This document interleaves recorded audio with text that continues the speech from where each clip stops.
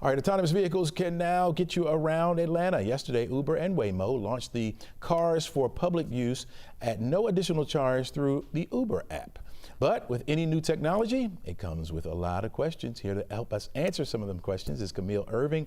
She's Uber's Vice President of Operations. Camille, welcome to the show. Good morning. Good to see you. All right. Why do you feel that this is the right time to have Atlanta with these Waymo cars?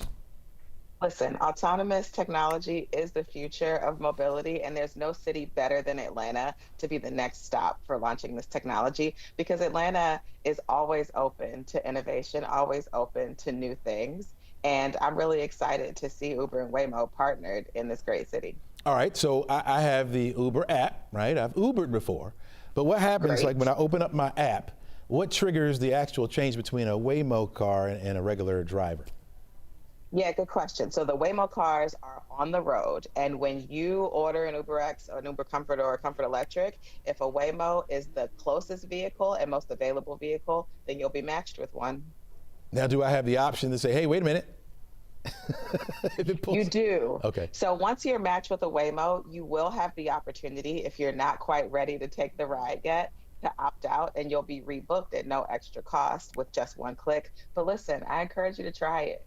I bet you do. I bet you do. I mean, the car pulls up, there's nobody in it. You suspect that a lot of people will be hesitant at first. What do you say to those folks to go ahead and get into the car?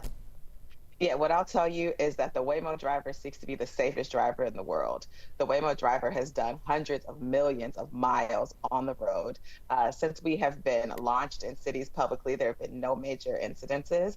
And just think about it. The car literally has eyes in the back of its head. Literally, right? Yeah.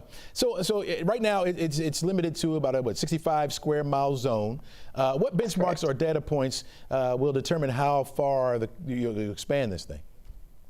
Yeah, just like with any new technology, there are a set of criteria that go into determining where the best places for it to operate right now. And so right now we'll be in that 65 square foot area around Atlanta, which includes all of the hotspots in the metro area. So people may be in a Waymo to go to work, to go to school, to go hang out on the weekends, to go to the gym, or whatever you need to do.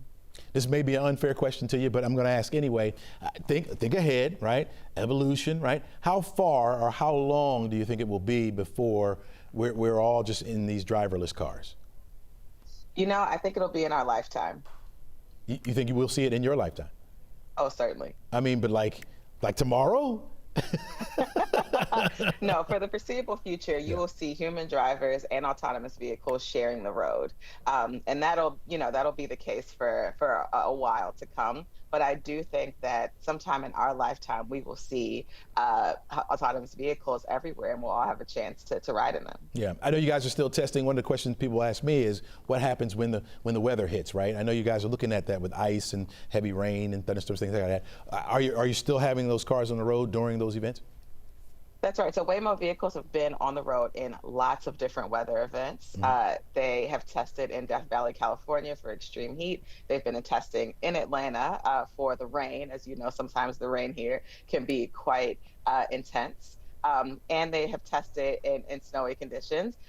You know, when the weather gets to a point where the Waymo team feels like it's not right, then the cars won't be on the road, which may be sometimes if there's a snowy condition.